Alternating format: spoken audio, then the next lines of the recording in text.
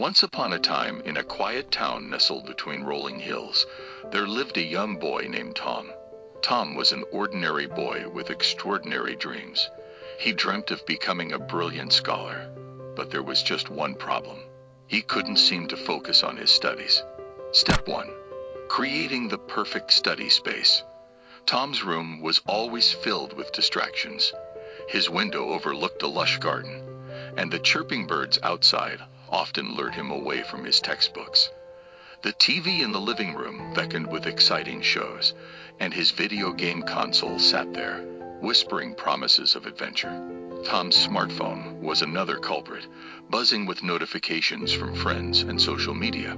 To conquer these distractions, Tom decided to transform his room into a dedicated study haven. He carefully chose a corner, far from the window and TV, to set up his study desk. He cleared the area of any clutter, leaving only his textbooks, notebooks, and a lamp.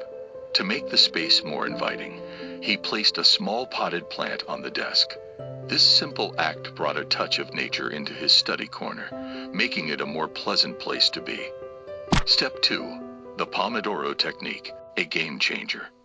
But the real challenge began when Tom sat down to study. His mind would wander, thinking about the fun he was missing out on. It was tough, but Tom refused to give up. He decided to employ a technique he had read about in a book, the Pomodoro Technique. With a newfound resolve, Tom set a timer for 25 minutes and focused solely on his studies during that time. When the timer rang, he allowed himself a 5-minute break to do whatever he pleased. During these short breaks, he stretched, had a snack, or even took a quick walk around his room. These breaks refreshed his mind, and he returned to his studies with renewed energy. Step 3. Mindful distraction management.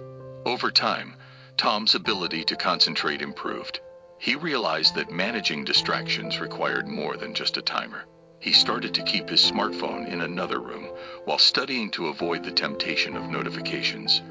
He also made a to-do list for the day to organize his tasks, making it easier to stay on track. Step 4.